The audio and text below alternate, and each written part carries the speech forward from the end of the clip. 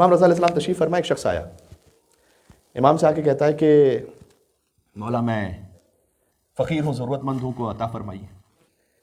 امام علیہ السلام نے کہا کہ اس وقت بظاہر کچھ دینے کے لیے نہیں ہے۔ ایسے واقعات بھی ہیں، ہمیشہ فقط یہ نہیں کہ جو امام کے پاس آیا تو امام نے فوراً ہی کوئی معجزہ دکھا کے عطا فرما دیا، اس میں کوئی مصلحت تھی امام کی۔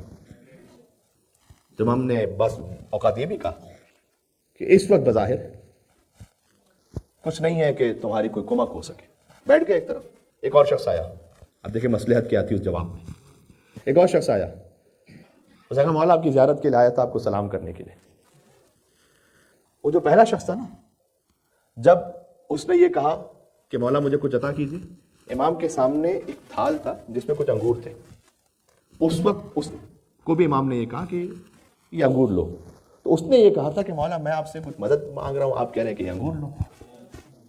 اس کا مطلب ہے کہ ابھی لیاقت و ظرفیت نہیں ہے کہ امام کی جانب سے کچھ عطا کو سنبھال سکے۔ اللہ اکبر۔ امام نے کہا بس اس وقت پھر بظاہر کچھ نہیں ہے دینے کے لیے، وہ ایک طرف بیٹھ گیا۔ دوسرا شخص آیا، کہا مولا آپ کی زیارت کے لیے، آپ کو سلام کرنے کے لیے۔ امام نے ایک انگور اس کی طرف بڑھایا، کہ یہ لو۔ بہت ادب و احترام سے لیا اس نے اور کہا کہ مولا آج میری زندگی کا ایک سعادت مند ترین دن ہے کہ جب مجھے حجت خدا کے ہاتھوں کو ہدیہ مل جائے۔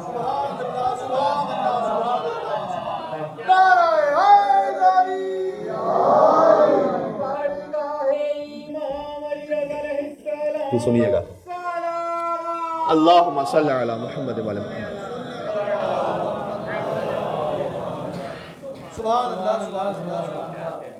امام کے سامنے جو پورا تھال تھا نا جس میں انگور کے بہت سارے خوشے تھے، امام نے کہا اچھا یہ بھی لو۔ پہلے انگور کا ایک دانہ دیا تھا، لئن شکرتم لازیدنکم، اگر شکر کرو گے تمہاری لیاقت کو بڑھا دوں گا۔ اس نے کہا مولا میرے لیے تو وہ ایک انگور کا دانہ ہی بہت تھا کہ میں نے نیت یہ کی تھی کہ میں اسے پانی میں اس کا رس بنا کر اور اس کے پانی کا پورا اہتمام کر کے میں اپنے تمام اہل و عیال کو پلاؤں گا، تو آپ نے تو یہ پورا خوشہ ہی مجھے عطا کر دیا۔ امام علیہ السلام نے اپنے غلام کو بلایا کہ کاغذ قلم لے کر آؤ، اور کہا کہ یہ انگور جس درخت کا ہے وہ اس کے نام لکھ دو۔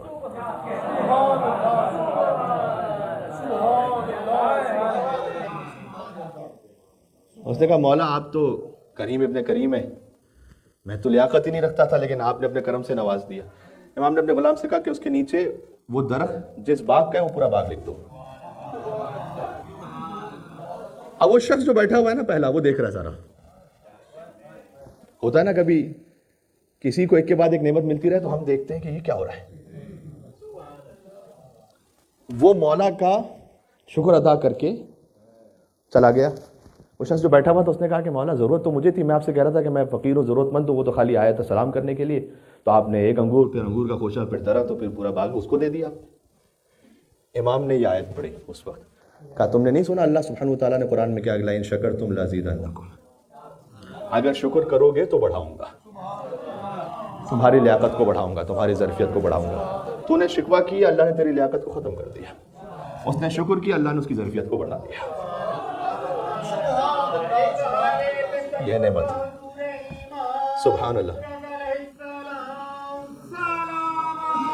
اللہم صلی علی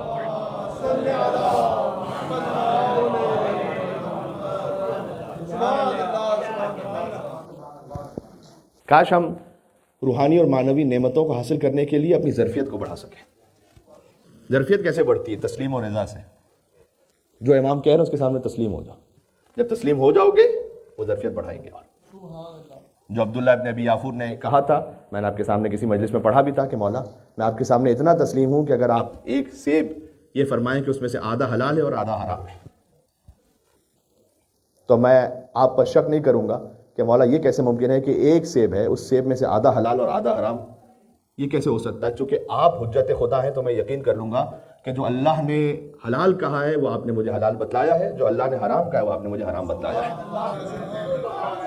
یہ تسلیم، یہ جب تسلیم ہو جائے نا انسان کی روح تو پھر ظرفیت بڑھ جاتی ہے۔